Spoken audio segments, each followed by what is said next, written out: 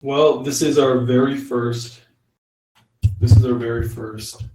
paid session on Biped. I'm not sure if anyone's going to show, so it's about 4 minutes past 3 o'clock, and I'm going to get started. I think that coding is magical. Coding has the ability to turn your idea into something that can be put onto the web, and it can be instantly distributed and replicated for effectively zero cost. And we live in this time right now where we're going through this kind of circadian boom, meaning that things are expanding extremely rapidly. And most of that is because of technology. And if you don't have a handle on technology, you'll be able to survive in the world, but it's going to feel a little bit unpleasant. I think that the analogy would be a fish trying to swim on land, right? If you put a fish back into water, it'll be just fine, but on land, it will struggle to survive.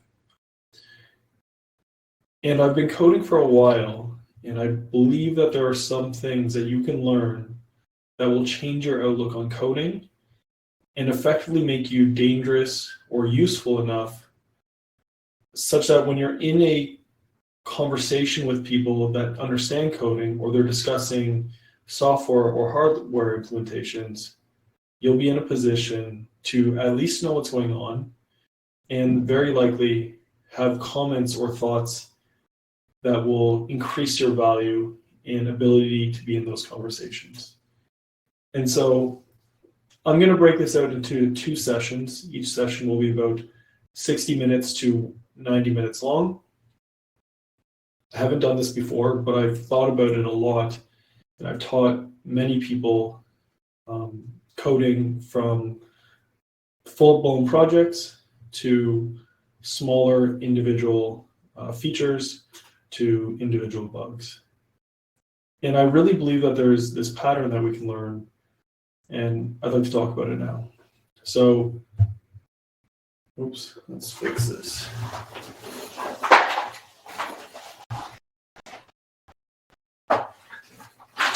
We have a better cord here for my camera. So,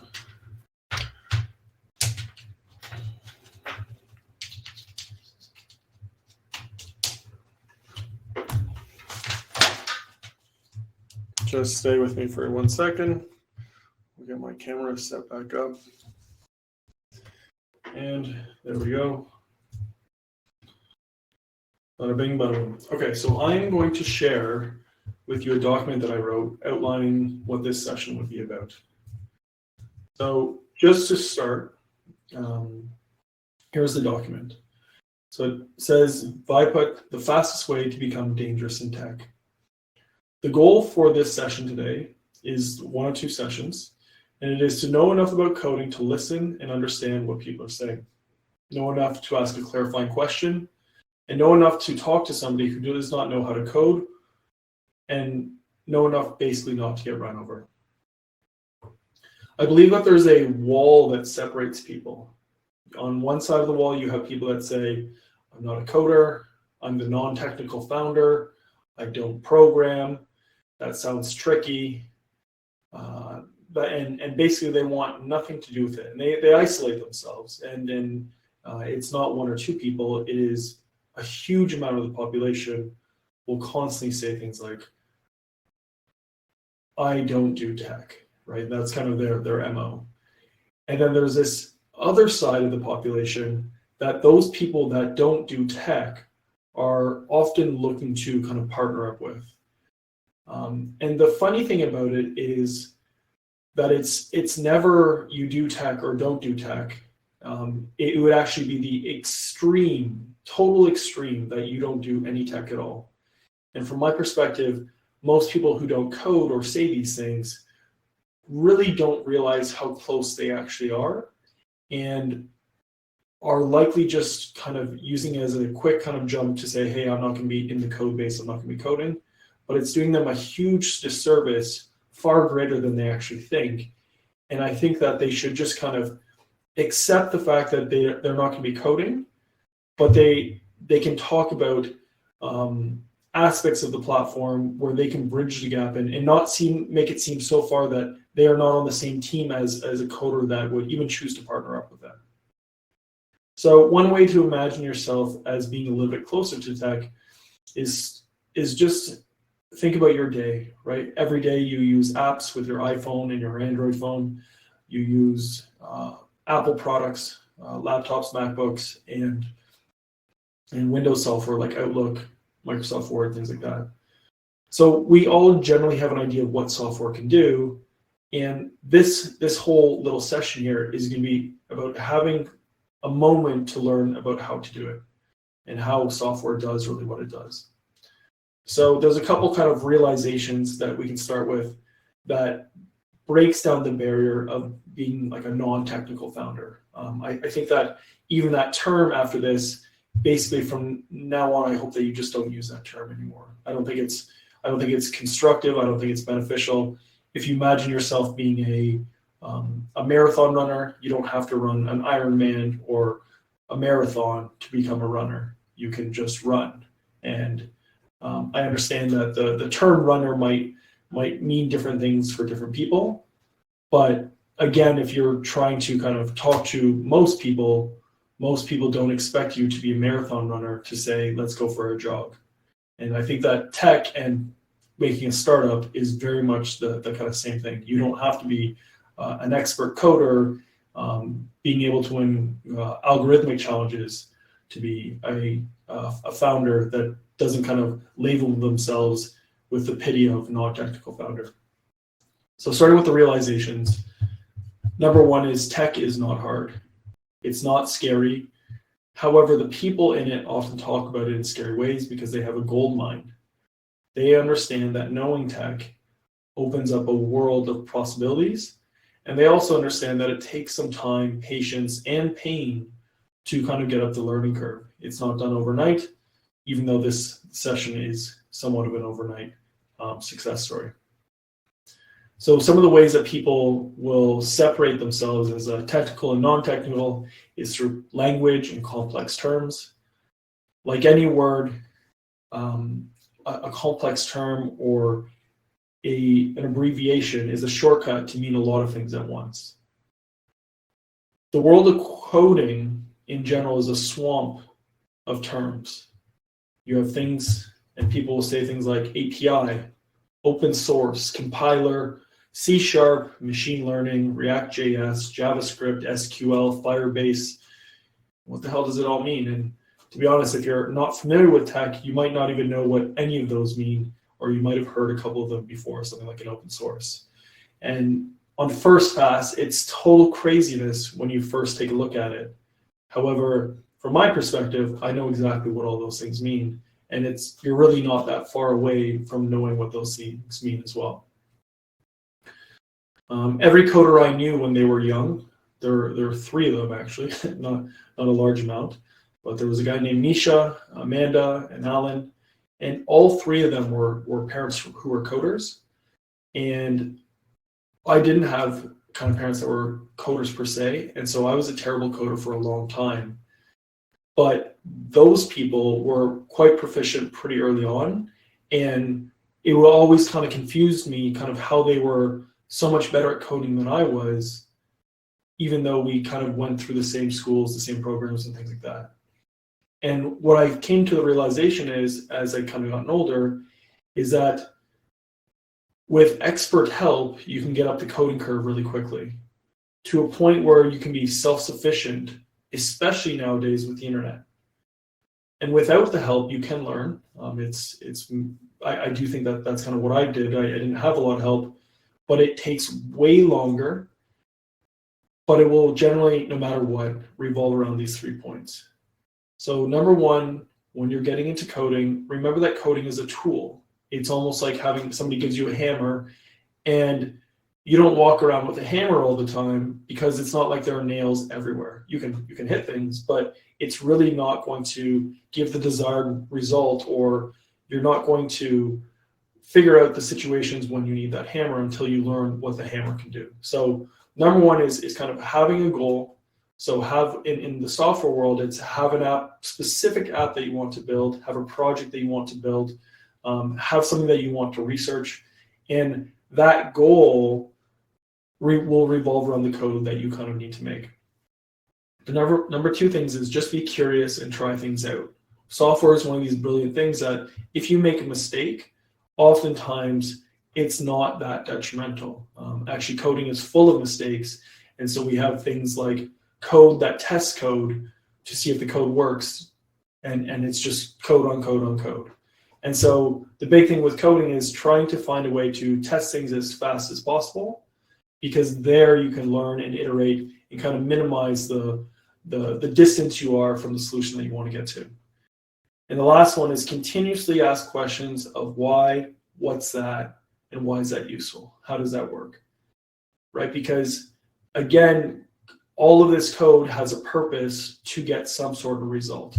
And so we can talk about kind of more and really kind of why that is, but that flow of kind of why, what's that, why is that useful, how does it work, is basically how you would do self-learning, and an expert will be able to help guide you faster and get to those answers faster, as opposed to you kind of banging your head on the wall for a long period of time. Over time, the pieces will settle and coding will get easier. And likely what will change over time is that you'll start to level up the projects that you want to build on. So you'll continuously go through this kind of ebb and flow over time. It'll be almost like an oscillating wave higher, where you kind of get better and then you kind of get to a higher plateau, and then the challenge becomes more. And so you kind of fall back down into this kind of feeling of like, I don't really know what I'm going on. And then you work on a harder project, kind of goes up, keeps going like that. So basically it's this kind of continuous cycle of improving, even though feeling relatively that you're not really improving that much. So let's get started with session one. This is the entire session. And with this session, we have about 45 minutes left. So you're going to learn a ton. It's going to be fast. And you'll be left with a better understanding of how modern day applications actually work. And so let's start. And since there's nobody kind of in this group with me right now, I'm going to just kind of create some kind of fictitious examples. So the first one is talk about your business and the main tools you use, right? So and the goal of this piece is kind of to talk about where is software useful to you, right? So the first thing is that a lot of people use software to respond to clients, right? So if you're a lawyer, if you're an account executive, people send you emails all the time, and you may want to respond to them in a professional manner that makes sense. And there are now tools like ChatGPT and Google's Bard, which is their AI application, that can write sentences for you. It's amazing, and you can certainly do that. But those applications don't necessarily take into consideration your tone of voice. So you could have been chugging along in your work for the last 5 years, and you write some sort of quick, short responses to people, or sometimes you're overly nice, or sometimes you're a little bit sharper, or sometimes you have some spelling mistakes in there. And if you plug in your kind of somebody responds to you and you're like, hey, let me just kind of get an answer from ChatGPT, very likely it won't be the answer that you would have kind of wanted to do. So this is where software development comes into play, right? You can learn to code things such that it is more along the line of your voice, more along the lines of your strategy. So for instance, if you want to be persuasive and get more vacation days from your boss, you could use something like ChatGPT that is configured through software with some extra tweaks to actually write you a response that your boss may be more likely to approve your vacation. The next idea is that if you're on the sales side, maybe you're writing proposals to different clients. And on first pass, you could use ChatGPT to send out a proposal to one client. But what if you wanted to send out a proposal to 50,000 or 100,000 clients and have it personalized for each one? Again, this is where software may come in handy for you, right? You might be able to scrape data from 50,000 websites or get a lead generation list. And using that lead generation list with some simple software that you can code today, you could instantly use it to create ideas, create proposals, and automatically send out those emails as well. So there are just so many ways that software can be used here, and half of the battle is just knowing what the software can do, how easy it is, how much it costs, and maybe some of the risks that are associated with it as well. So getting back to that kind of earlier point of apps in the modern world, and you kind of having a good idea of what happens, or a good idea of what the capabilities or apps are that you use right now, let's talk about a couple of them. So there's two main ones that I want to talk about. The first one is Twitter, and the other one is ChatGPT. So the first one on Twitter, oh shoot, sorry, I didn't realize my screen, my video kind of disappeared here. Let this back in. Oh, it should be back. Perfect. So the first one is Twitter. So let's go check out Twitter. So here's Twitter, and you'll see here there's a loading icon, if you saw that really quickly. Now, what I want to talk about is how modern software works, right? Because this is where we're going to start to learn things about software and why things do what they do. And so you'll see here, we're going to be talking about a couple things. So one is request and response, APIs, JavaScript, libraries and open source, and coding your first bot. So on request and response, you'll see here that as I refresh the page, things slowly start to load in. And what's happening there is that basically your browser here, and you can actually see what your browser is doing by going inspect. We're going to go to the network tab up here, and we're going to hit refresh again. And you'll see there's this piece here called fetch/XHR. And you'll see that the status of these, every one of these is a request for data from a computer, also known as a server, somewhere else in the world. And a 200 is a success. So basically here you'll see that we are making requests for, a great example here is the home timeline for Twitter. So you see the home timeline, instructions, timeline, add entries. Entry ID is tweet with the ID. The sort index, the entry type is the tweet timeline item. And it just keeps going and going and going. That one, this is so long with so much data in it, but it all is being sent over from a server in this request.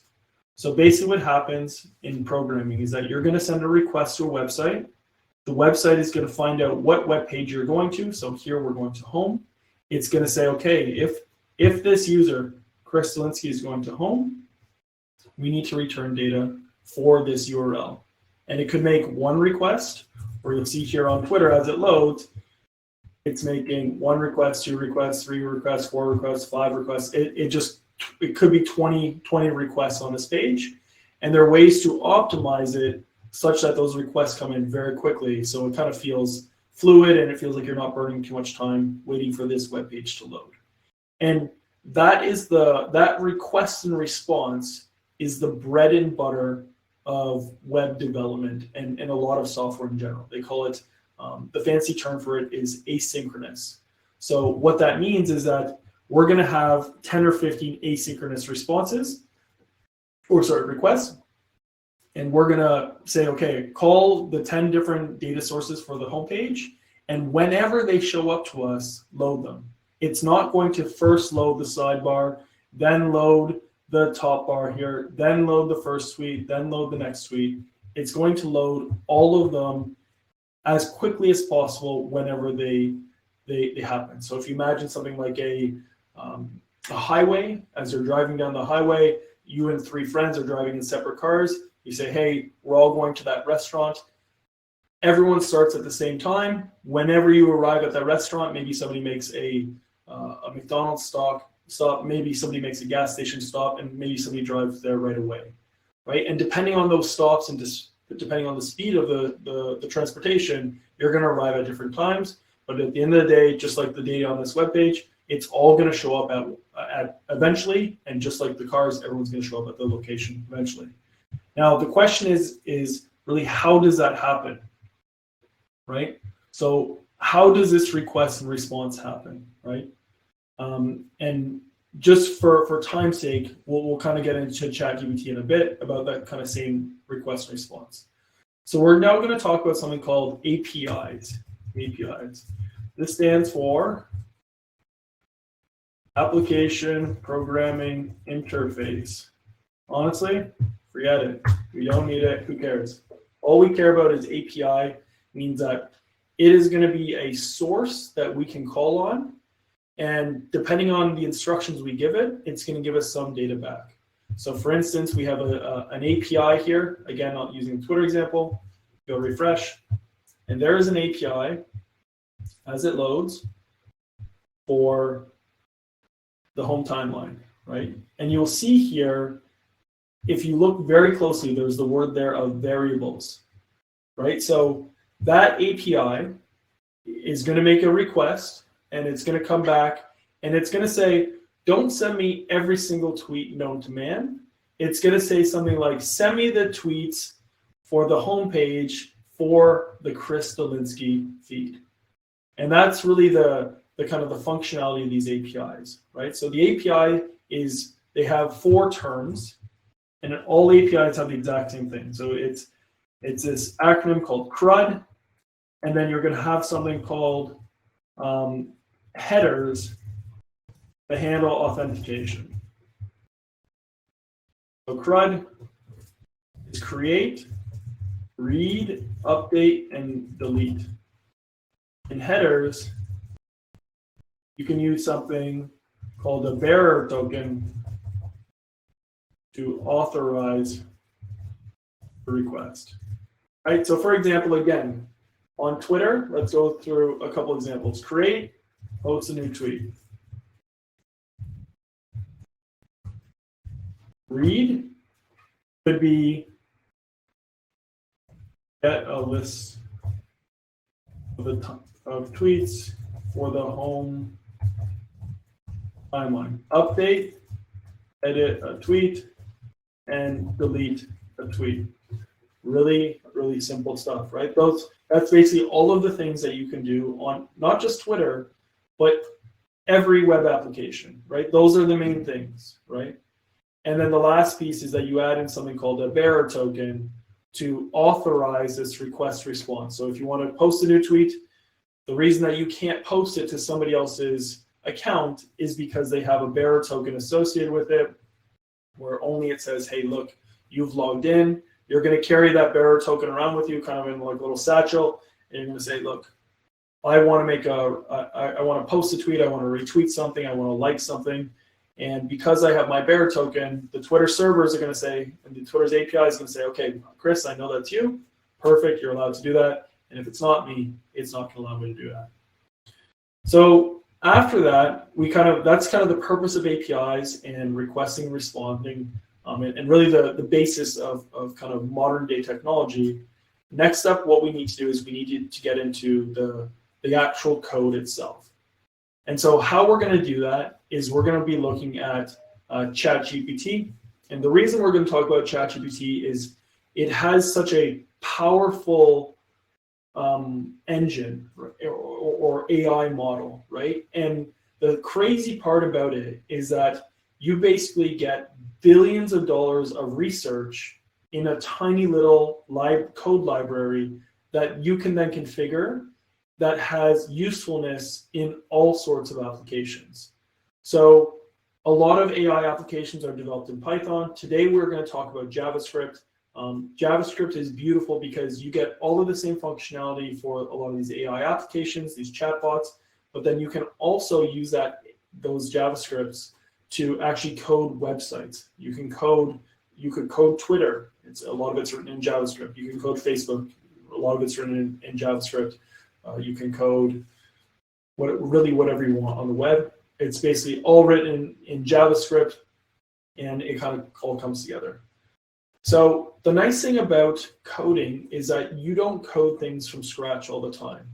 And ironically, most coding boot camps will start you off by saying like, hey, we're going to learn how to code. And then it's like, this is the syntax. This is this. This is this. Do you know what a loop is, right? And I could not be less interested in learning the syntax first, right? what I want to learn is what our goal is, and then back into the syntax, right? We're going to look at existing projects and learn from them first and learn how to do something useful. And then from there, we're going to make baby steps from an elevated point of view or an elevated project where we know exactly how to basically build things. And so what we're going to do is we're going to use JavaScript and OpenAI's API, right? And again, an API is a way to use the servers and the models from OpenAI and ChatGPT to create an AI program. That's what we're going to do. And that AI program can answer questions for you. You could say AI program, and we can call it whatever we want. We could say AI program, please tell me 3 daily habits that I can do to improve my life to make me a better person. AI, please tell me 3 books to read on persuasion. AI, tell me 3 books to read on whiskey. AI, tell me 3 places to travel in the world. And it can really evolve. And that's why making something like this is so exciting, because if you make something that is niche enough, you can actually sell this AI and potentially make a ton of money, or at minimum help a few people, or even just yourself. And so let's get into kind of creating an AI bot. So traditionally, I'll show you kind of how it works like on my computer, right? I have something like this. This looks really crazy, but we're going to zoom in here a little bit. And how I develop things is very much exactly alongside what I was saying above, right? We have a goal, try things out, continuously ask questions of why, what's that, why is that useful, and how does that work, right? Same thing, right? And so how I do things is, you'll see here I have a folder called POC. POC stands for Proof of Concept. It's just a folder, right? I can open up this folder, and now I get all of my proof of concepts, all of the different things that I've coded. But I can also list them. And so you'll see here, I basically have written 3 commands in this little fancy terminal. One is change directory, ... Change directory ...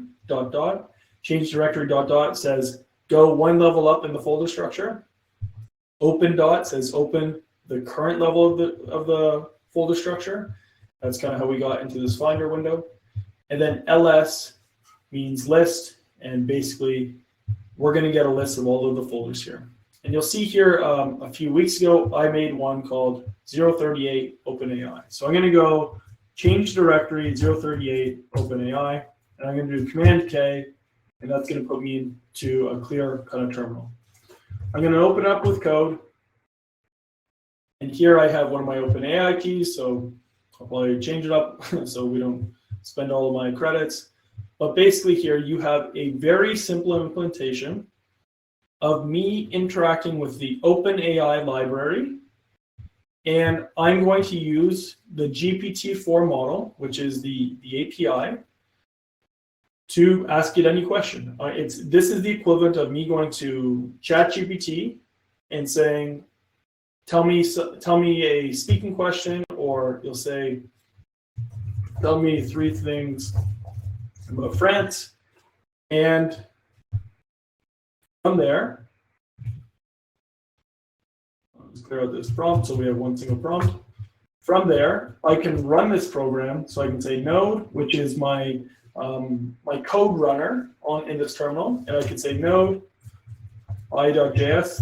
I'm in this file called i.js, and this basically says run the code, read and run the code in this file. And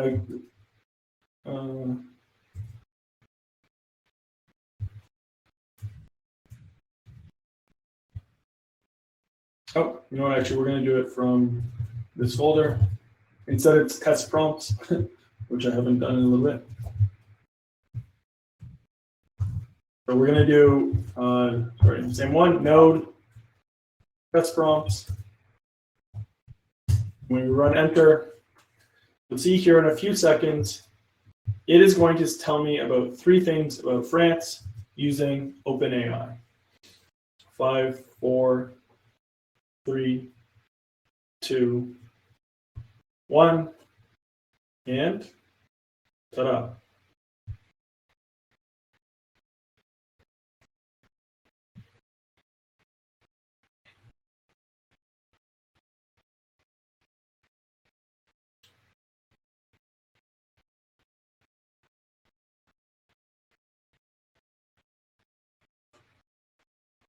It should work.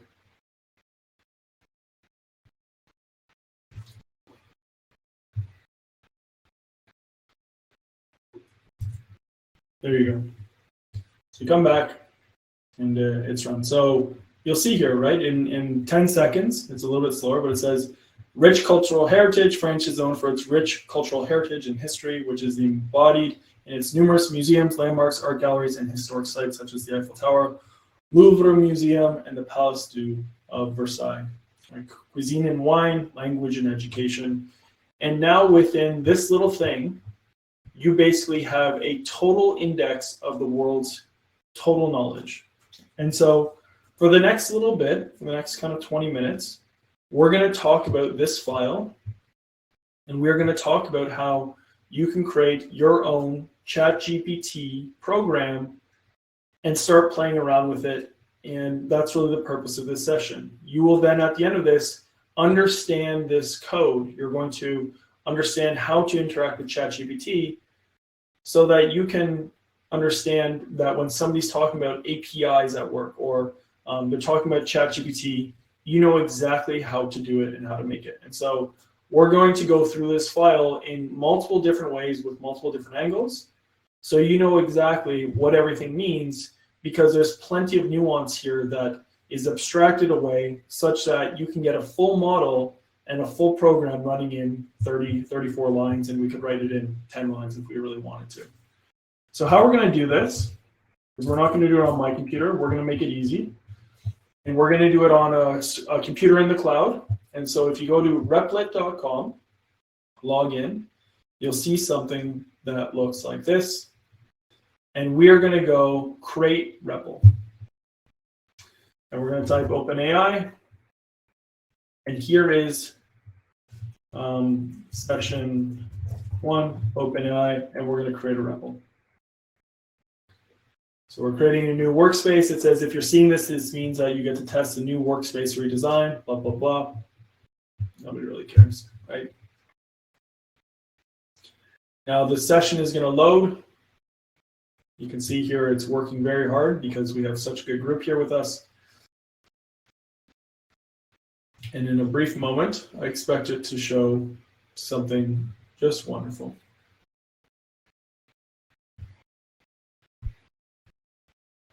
Or maybe it didn't like that we shut down the wizard and it's getting upset with us. So maybe what I'll do is I'll refresh it.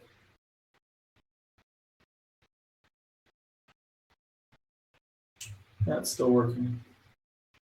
So in the meantime,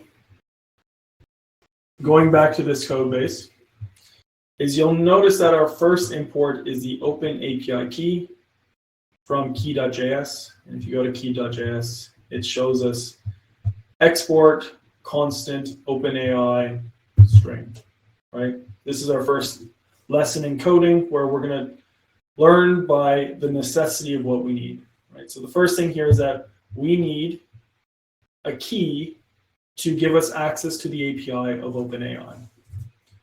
And so what you do there is you go to something like this, OpenAI, openai.com, and then you go to login. I'm going to log in, and then here I want the API.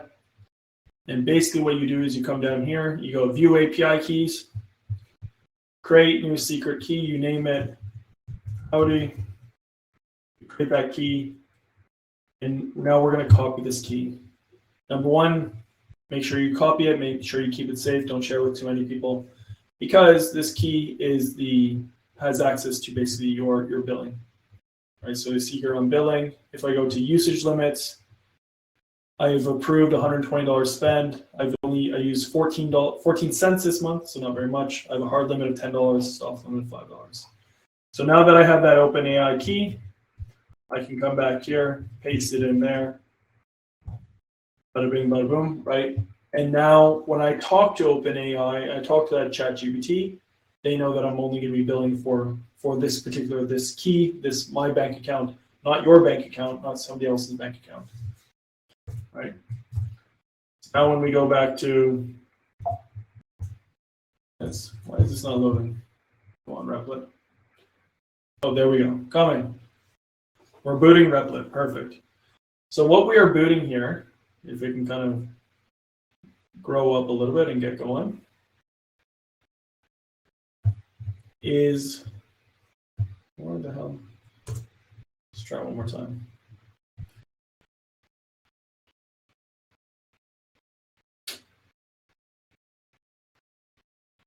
Not sure exactly why it's not loading. I do have it in a separate one. So what I'm going to do, so where to stop?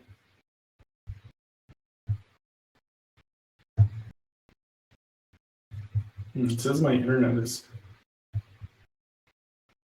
reconnecting. I have internet access, so I think Replit is working just fine here. Great Replit.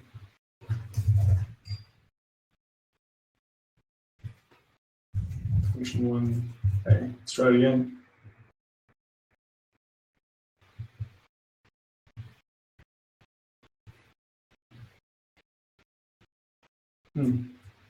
It's too bad it's not showing right now. Anyways, what we will do is we're going to talk about ChatGPT, and whenever this loads, if it loads, we can decide. Otherwise, we can just do it on my program. So your screen will look just like this. And so what I want to talk to you is about every line here, right? Because every one of these lines is super important, and it gives you an idea of kind of how the world of coding works. So number one, this is written in JavaScript. This is what JavaScript looks like. JavaScript is important because every single website on the web uses JavaScript to make it dynamic. Without JavaScript, your website would be static. It would basically be a page of text, maybe nicely formatted, but it would just be a page of text, kind of like a blog. With JavaScript, we can do things like liking, commenting, uploading photos, listening to music, video, everything like that. JavaScript is at the core of the web. And this is what JavaScript looks like. It's not that crazy, right? So the first thing here is that with JavaScript, you have a coding language called JavaScript, but then after that, you actually have these little building blocks that are available to everyone, that are sometimes owned by companies like nonprofits like OpenAI or Twitter or Facebook, and you can actually use their libraries. So and not only that, they want you to use their libraries, right? They're searching for people to use their libraries, because in reality, if you code with their platforms, they can then sell you data. They can then integrate their platforms within the rest of the world, and their goal of kind of global domination or just building is really that they want people to use their software so that they can build a company, build a business. So being coders, we're allowed to do that. So here we're going to start off with from OpenAI, and also not only do they want us to use their libraries, but they also want us to read their documentation. Okay. So we're going to go to OpenAI documentation, right? And here is the introduction to the OpenAI API, right? And here's everything, right? Chat, text completion, embedding, speech to text, image generation, fine-tuning, all of this wonderful information, right? So we're going to go into text completion. Actually, even better, chat completion, because that's what we're doing here. And you'll see here that this document here talks exactly about how and it looks just like what we're doing, right? So you'll see here, OpenAI, chat completion, model is GPT-4, message, blah, blah, blah, right? Looks the exact same thing as this. Wonderful, right? That means that we have something to reference as we go through to build this. You'll remember we were talking about request and response earlier. That means this is the portion where we're making a request.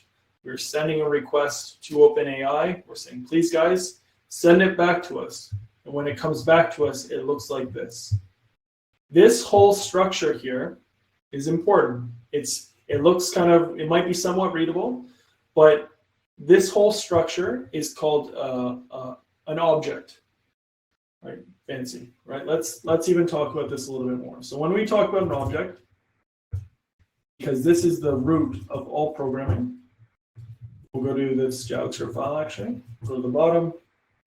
And we have lots of space. We're going to talk about this object, right? So you'll see here with the object, it actually knows how to format it. It has these yellow braces. And an object is always just a key value pair, right? It always looks that way. So you have the key of ID, and then here you have this very ugly thing that the computer can read that we can't really read too well. But this is a unique key associated with this object. Then you hit comma, and now you have something, they actually call it object, but let's skip that, let's go to create it. And this is a created object. You'll see that this here is called a string. This is called an integer, you might remember from grade 3 math. But basically this here is a date. So when you see any dates on the web, those dates can be converted into a number. They actually found a line in the sand. They said, okay, this is the start of all times. And from there, these are the seconds from that point in time, right? And so you start to have these key value pairs. In addition to having strings, which we see here, and integers, which we see here, we can do things like this here, which is an array of objects. So you'll see here it's choices, and we have another object, which remember, an object is always a key value pair, and you can have multiple key values, value like this, key 1, value 1, and it's always in strings like this if it's text.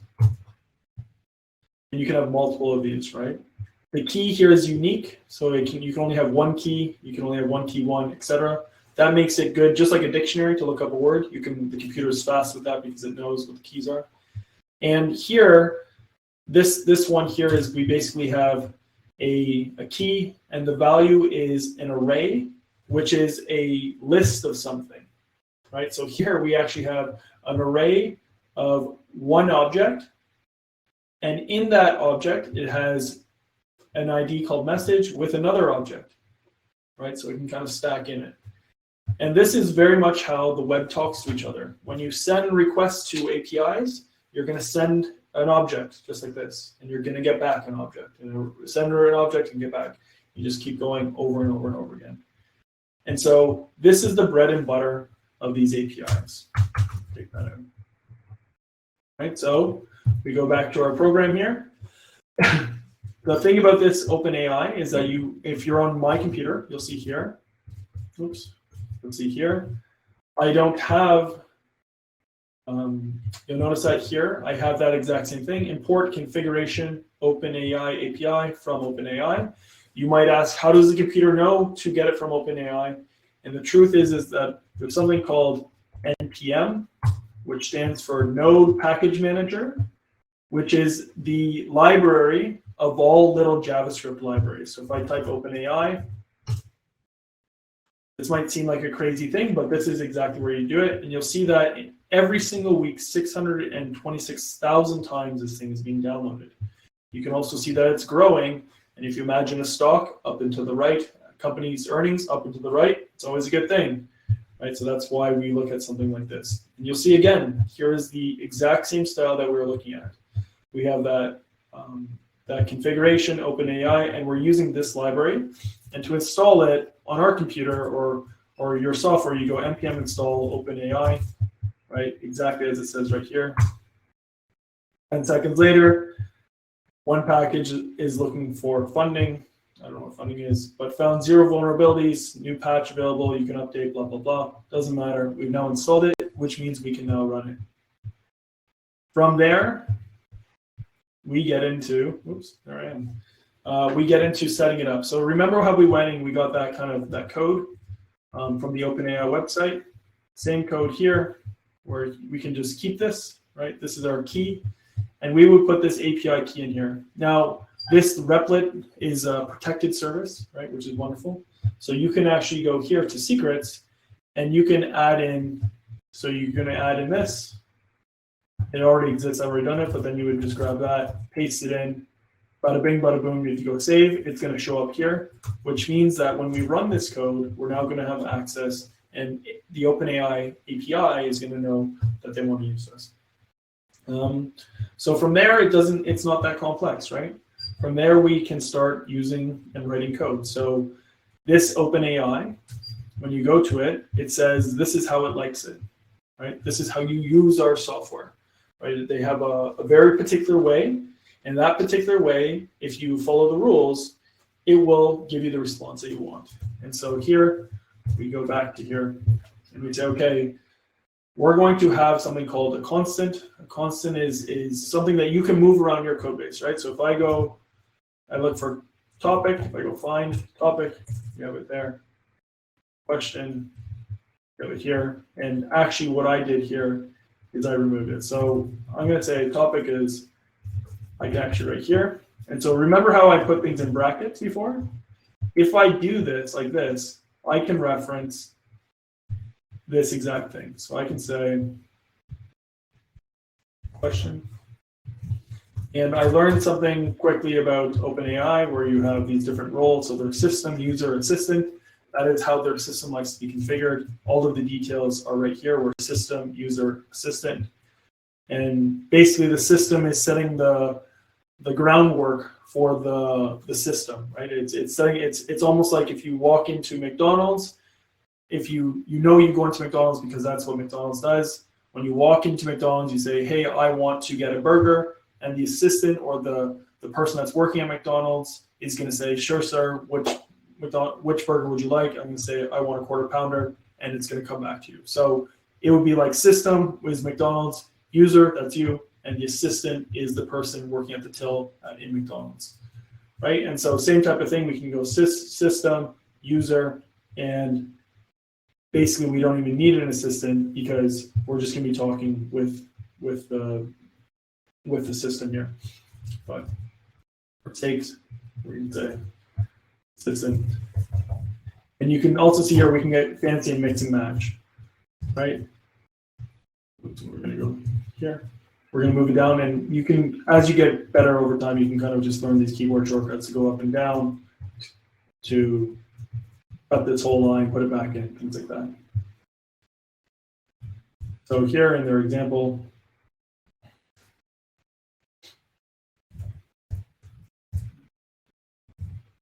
right, we're going to say, okay, the topic is JavaScript. How do you send an API request?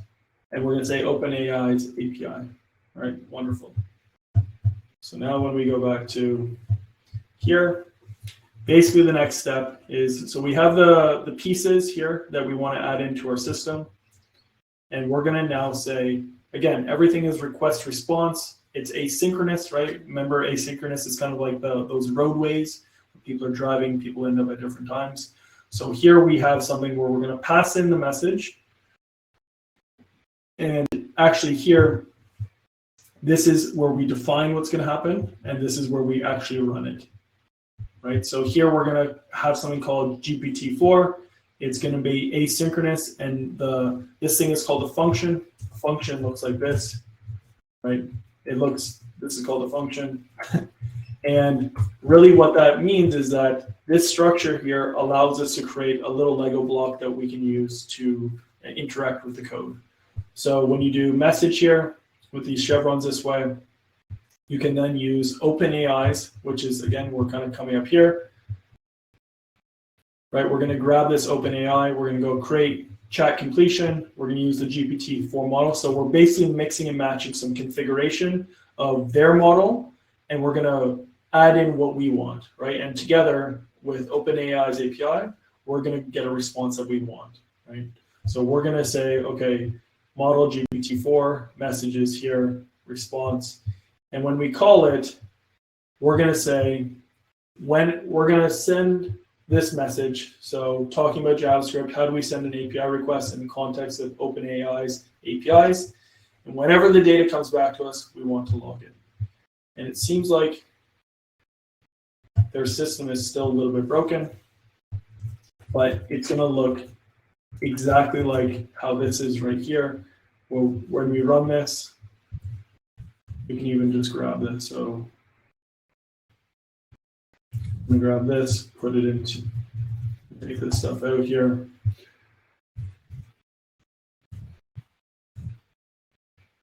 And under messages, we're going to put that right there. And here, we're basically going to go node, that's prompt, and we're going to run it. Oops.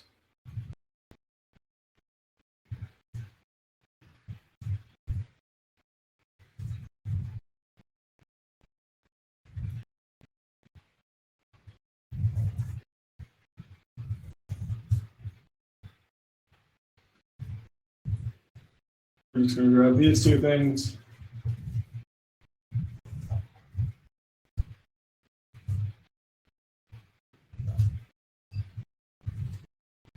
We're going to try it again.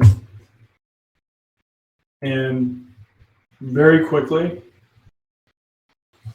within, I don't know, what, 20 minutes, we can now get something running using ChatGPT in OpenAI. One thing you'll notice here is that we're using GPT-4 with max tokens. GPT-4 is a heavier model. It's almost like a big rocket ship, so it takes a little bit longer than some of the quicker ones. But what this means is that within, it seems like it takes about 15 seconds now, 20 seconds, which is slower than I'm kind of used to in the past. That's not on our side, that's on ChatGPT's side. But very quickly, again, we're going to be getting a response about JavaScript on how to send an API request for OpenAI's APIs. And so whenever it comes back to us,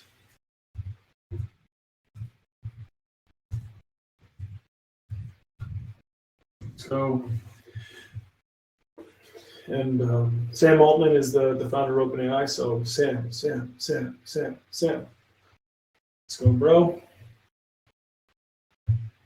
And within a little bit, you'll see here, this may look bad, but this is exactly what we want, right? It says, to send a request in JavaScript, you can use the fetch function or library like Axios. Here's an example using fetch.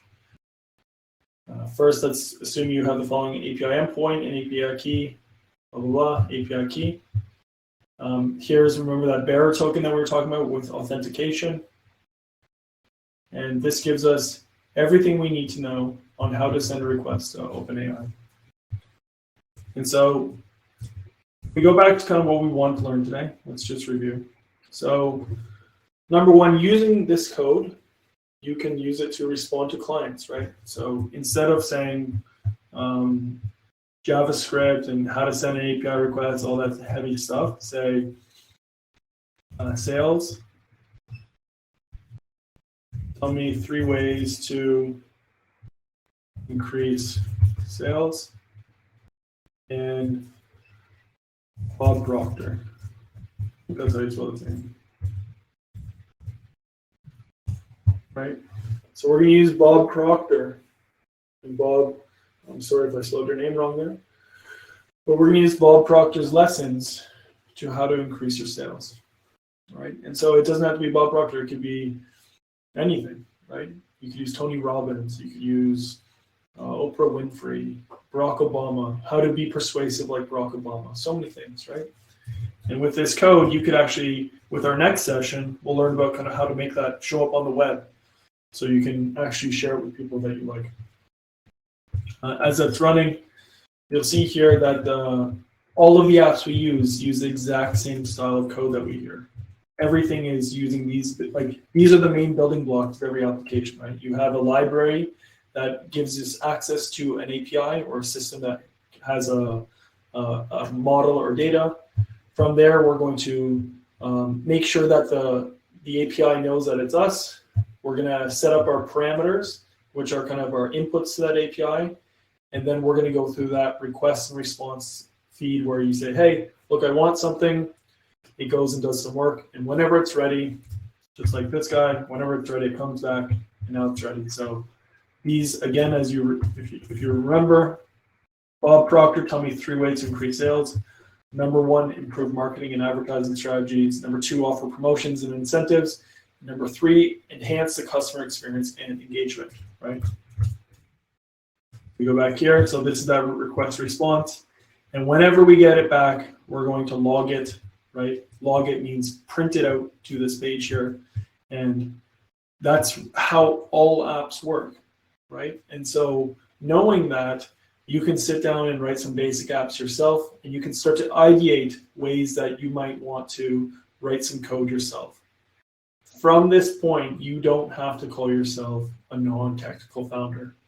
You may be somebody that is not in there, but you can now work alongside your technical founder as opposed to being in a different room, pretending to be in La La Land and saying that everything related to code is on your shoulders, which is a very heavy load to carry, right? And same thing goes for the technical people, where they should be saying that they should not say I'm a non-sales founder, I'm a non-financing founder, I'm a non-business founder, right? Being a founder is part of doing everything, or being a corporate executive is understanding everything you get into. And so I hope that this session for you gave you a very clear insight into the ease and simplicity of coding, such that it's useful in your day-to-day practice. So if you like this, thanks so much. It was great talking to you. And I hope that you join our other sessions, or you join in and talk to other people that want to learn coding too, because coding changed my life, not only from the monetary side, but it also changed my life in terms of how to think about things, how to tinker, how to not be afraid to make tons of mistakes. And I think that there's some secret sauce there, and I hope that you also make the most of it. And anyways, have a great day, and I'll stop recording now.